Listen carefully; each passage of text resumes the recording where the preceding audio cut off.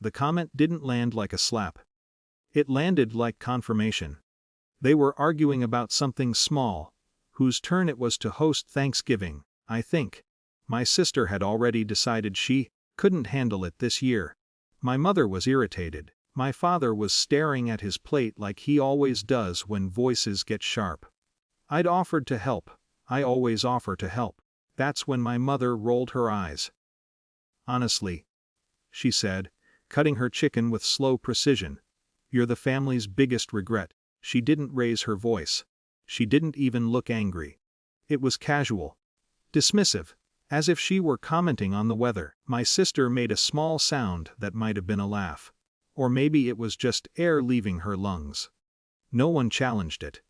No one said, "That's too far." I felt the familiar rush of heat in my chest, the instinct to argue, to defend myself with accomplishments and sacrifices and bank statements. But something else rose instead. A tiredness I couldn't reason with. I pushed my chair back. "I'm going home," I said. My mother shrugged. "Suit yourself." The door closed behind me without ceremony. For years, I'd been the invisible infrastructure of that house. After Dad's hours were cut during the downturn, I started covering the electric bill. Just for a month. When my sister overdrafted her account, I transferred money and told her it was a birthday gift. When the truck payment fell behind, I logged into the account, because I had the password from helping set it up, and paid the arrears. No one formally asked, they just expected stability. And I supplied it. It felt easier than arguing. Easier than reminding them that I lived on a budget too. After that dinner, I sat at my kitchen table staring at my phone. I still had access to everything: utility portals, loan accounts, insurance renewals. I could see the due dates approaching like clockwork. Part of me wanted to log in out of reflex. Another part asked a quieter question: why? Why keep protecting people who think you're a regret? The word replayed in my mind, not as an insult, but as a definition. Regret implies mistake. Something that shouldn't have happened. If I was a mistake, then I could step out of the role I'd built correcting theirs. I didn't announce anything. I didn't block anyone. I simply stopped intervening. When the electric bill reminder hit my inbox, I archived it. When the truck payment alert came through, I closed the app. Each time felt wrong at first, like ignoring a crying baby. My body reacted with guilt. What if Dad couldn't get to work? What if they thought it was a system error? But then I remembered the eye roll, the fork-scraping porcelain, the way no one had defended me. They were adults. Adults manage consequences. The truck was repossessed on a Tuesday. I know because my sister called me at 7:12 a.m., her voice pitched high and frantic. "They towed Dad's truck. It's gone. Do you know anything about this?" I was pouring coffee. I didn't rush to answer. "Have payments lapse long enough?" I said evenly. "They send a recovery company." There was a beat of stunned silence. "Why didn't you tell us?"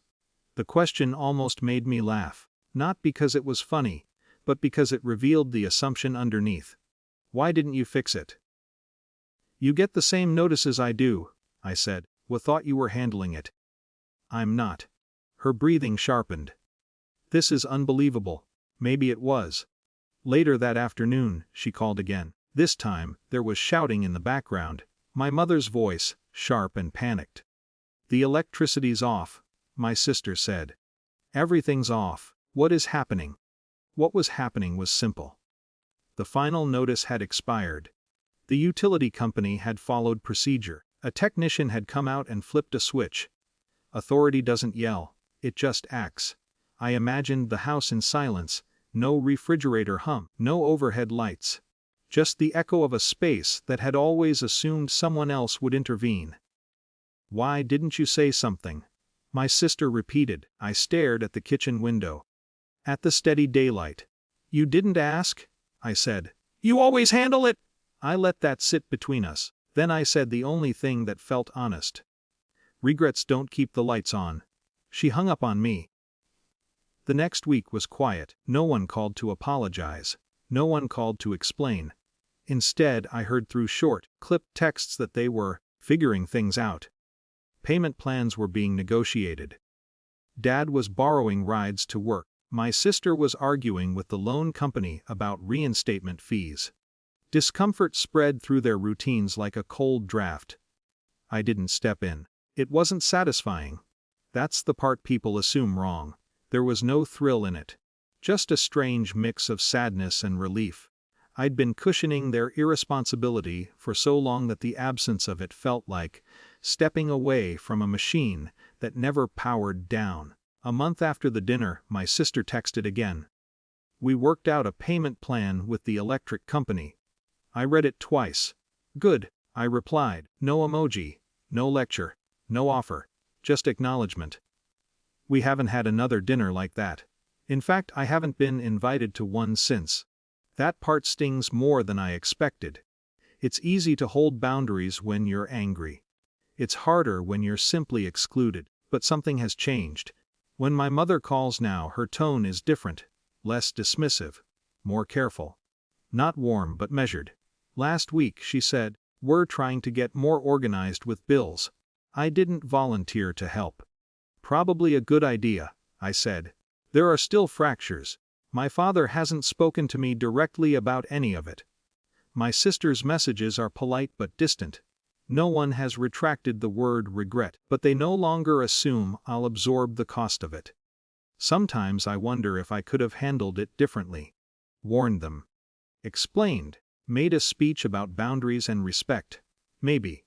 But speeches wouldn't have changed the pattern. Darkness did. Repossessions did. Utility shoot-off notices taped to a front door did. System stepped in where I stepped back. And now, when my phone buzzes, it isn't an emergency anymore. It's just a message. And I get to decide whether I answer.